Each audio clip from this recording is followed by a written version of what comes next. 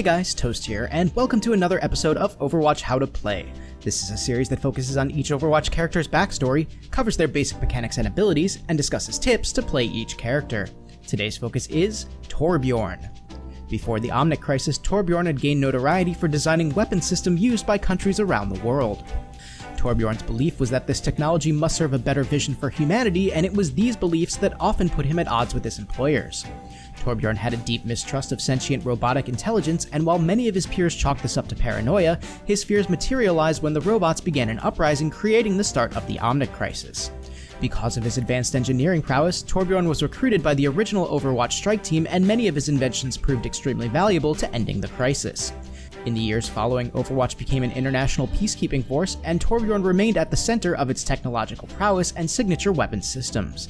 In the aftermath of Overwatch's dissolution, many of Torbjorn's weapons were either stolen or stashed away around the world. Feeling the weight of responsibility for his creations, Torbjorn is determined to stop them from falling into the wrong hands and wreaking havoc on the innocent.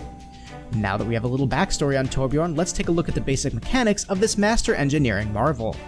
Torbjorn fills the defense role in this game and has 200 health with no armor and no shield.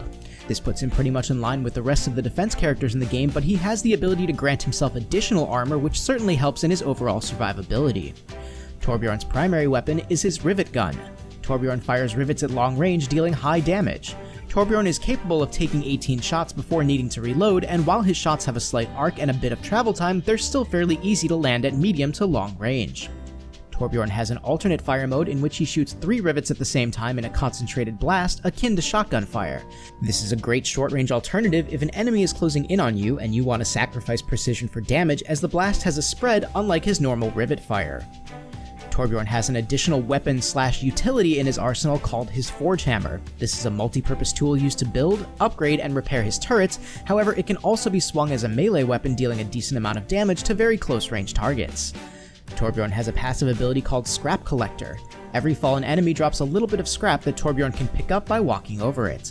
Torbjorn can then convert the scrap for use in his abilities. Torbjorn's first ability is called Build Turret. Torbjorn constructs an enemy tracking autocannon. He can use his Forge Hammer to repair it or upgrade it, increasing its health and adding a second barrel as well as a rocket launcher.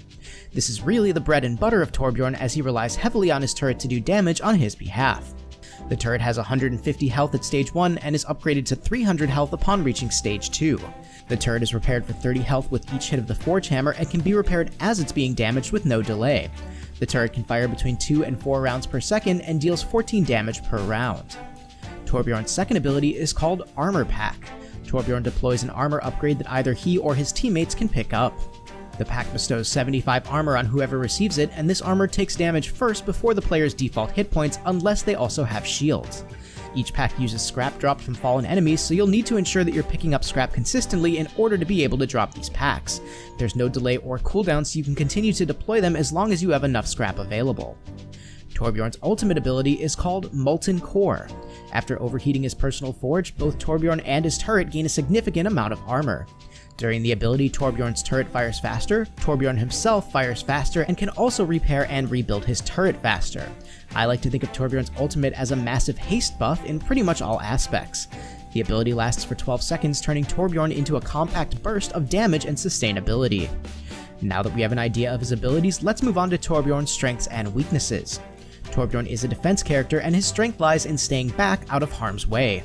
Torbjorn's biggest strength is that his turret will deal a lot of damage on his behalf. This means that Torbjorn doesn't always need to put himself in harm's way in order to gain some decent kills. The better you become at gauging good placement for the turret, the longer the turret will last and the more damage it will do on your behalf. Torbjorn also has the added benefit that his primary attack deals a good amount of damage at all ranges, and he has the alternate shotgun burst attack should an enemy try to close the gap on him. This means that while he doesn't exactly excel at all ranges, he is certainly viable at all of them. Torbjorn's weakness, however, is that he needs to always be paying attention to his turret to be most effective. A Torbjorn without his turret is only half as useful as he can actually be. Your turret has a health meter that you'll need to monitor and repair if it gets low. Torbjorn is also at the disadvantage that if an enemy sneaks up on him while he's repairing his turret, unless the enemy is really close, Torbjorn will need to switch weapons before he can do any damage.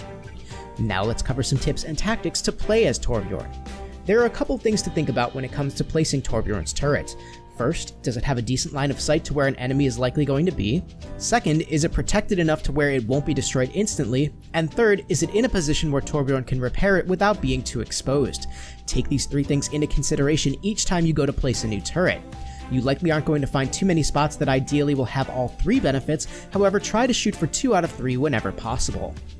Armor packs are both your and your teammates' friends. Drop them whenever you have the scrap available to do so, and preferably in a place where they'll be easy for your teammates to see and pick up.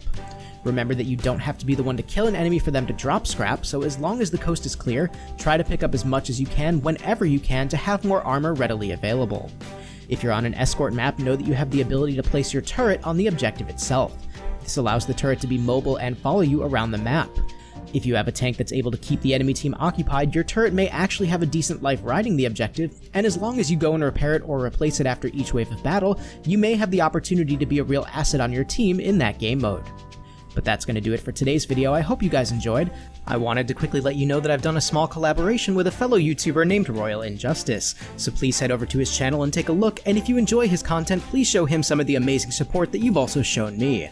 The link to both the video and his channel are in the description below. Thank you guys so much for watching, this is Toast, and I'll talk to you soon.